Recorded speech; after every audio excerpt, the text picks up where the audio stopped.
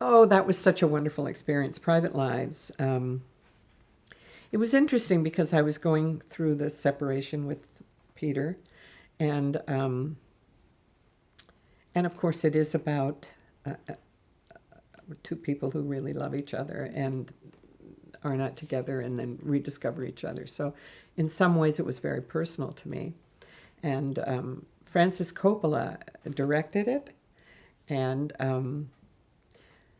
Francis, forgive me, but we were such, when you're young and you're in the theater, you really do think you know everything. And so we didn't really think Francis knew what he was doing.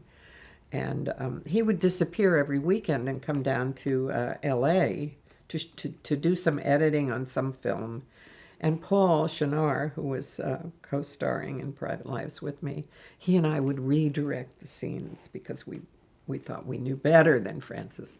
And Francis would come back and we'd show him, and every time he'd say, "That's horse shit. Go back and do it the way I told you." And of course, he was always right.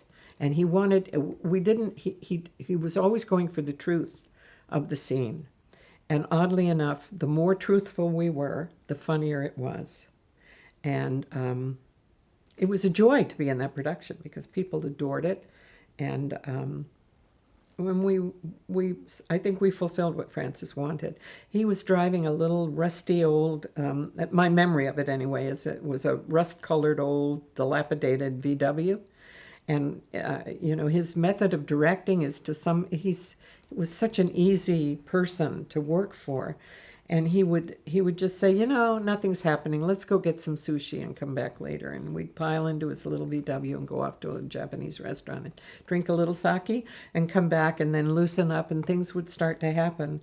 I loved working with him. He's a lovely man. And of course, it's a beautiful play. It's about a lot of things. It's not just a stylized comedy. It's much deeper than that. So it was wonderful. I'm trying to think of some. Oh, it just so happens that the movie he was editing was The Godfather. I was going to say. That kind of settled things for me in terms of arrogance. Well, we didn't even know it. It came out after. Mm-hmm. But in fact, he called me one day and said, "I'm doing this movie. It's called Apocalypse. And you'll be the only woman in it. Would you be willing to do it?" I said, "Oh, Francis, please, thank you. And of course, by the time 2 years later, when he actually did it, it was a totally different thing. And I think a photograph is in it floating down the stream. But at the time, I said, "Please save me, get me out of this television series, please."